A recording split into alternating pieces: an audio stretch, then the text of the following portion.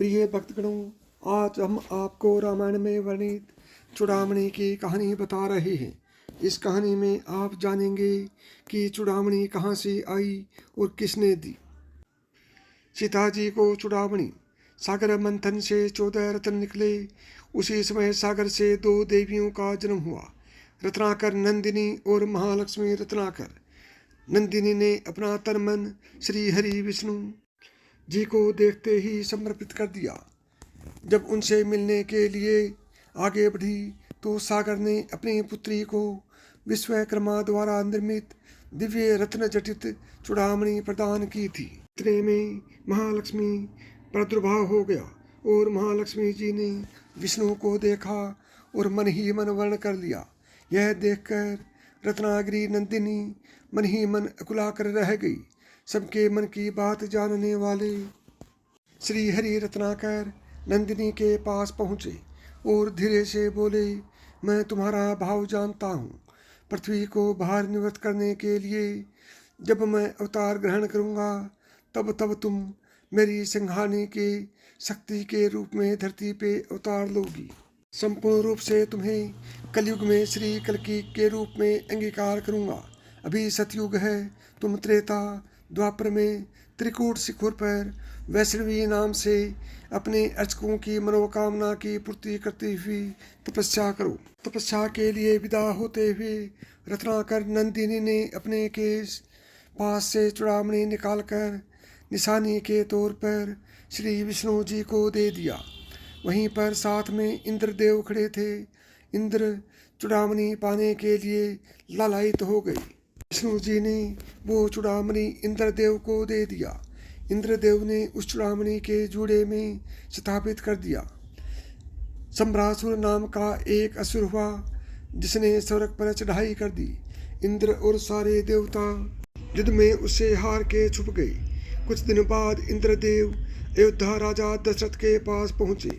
सहायता पाने के लिए इंद्र की ओर से राजा दशरथ कैकेयी के साथ सम्भ्रासुर से युद्ध करने के लिए स्वर्ग आए और युद्ध में सम्भ्रासुर दशरथ के हाथों मारा गया।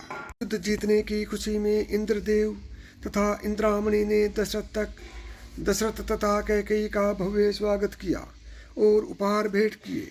इंद्रदेव ने दशरथ जी को स्वर्ग गंगा मंदाकिनी के दिव्य हंसों के 4 पंख प्रदान किए। इंद्राणी ने कैकेयी को वहीं दिव्य चूड़ामणि भेंट की और वरदान दिया कि जिस नारी के केस पास में ये चूड़ामणि रहेगी उसका सौभाग्य अक्षत तथा अखंड रहेगा और जिस राज्य में वो नारी रहेगी उस राज्य को कोई भी शत्रु पराजित नहीं कर पाएगा। प्राप्त कर राजा दशरथ और कैकेयी अयोध्या वापस आ गई। रानी सुमित्रा के अद्भुत प्रेम को देखकर कैकेयी ने वह चूड़ामणि सुमित्रा को भेंट कर दिया। इस चूड़ामणि की समानता विश्व भर में किसी भी आभूषण से नहीं हो सकती। जब श्री राम जी का ब्याह माता सीता के साथ संपन्न हुआ, सीता जी को ब्याह कर श्री राम जी अयोध्या धाम आए। सारे रीति रिवाज संपन्न हुए। तीनों माताओं ने मुँह दिखाई की प्रथा निभाई। सर्वप्रथम रानी सुमित्रा ने मुँह दिखाई में सीता जी को वहीं चूड़ामणि प्रदान की। कैकेयी ने सीता जी को मुँह दिखाई में कनक भवन प्रदान किया। अंत में कौशल्या जी ने सीता जी को मुँह दिखाई में प्रभु श्री राम जी का हाथ सीता जी के हाथ में सौंप दिया। संसार में इससे बड़ी मुँह दिखाई और क्या होगी। जनक जी ने सीता जी का हाथ राम को सौंपा और कौशल्या जी ने राम का हाथ सीता जी को सौंप दिया। तो साथियों, राम की महिमा राम ही जाने। हम जैसे तुच्छ दीनहीन अज्ञानी व्यक्ति कौशल्या की सीता राम के प्रति ममता का बखान नहीं कर सकते। सीताहरण के पश्चात माता का पता लगाने के लिए जब हनुमान जी लंका पहुँचते हैं, हनुमान जी की भेंट अशोक वाटिका में सीता राम जी से होती है। हनुमान जी ने प्रभु की दिव्य मुद्रिका सीता माता को देते हैं और कहते हैं, मातु मोहि दीजिए कछु चिन्हा जैसे रघुनायक।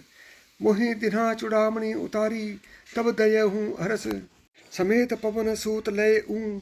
सीता जी ने वहीं चूड़ामणि उतार कर हनुमान जी को दे दिया। यह सोचकर यदि मेरे साथ ये चूड़ामणि रहेगी तो रावण का विनाश होना संभव नहीं है।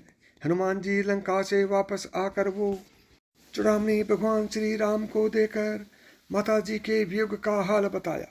तो भक्तगणों, यदि आपको यह कहानी पसंद आई है और आप इसी तरह की कहानियाँ सुनना पसंद करते हैं तो अभी मेधांश की कहानियाँ यूट्यूब चैनल को सब्सक्राइब करें।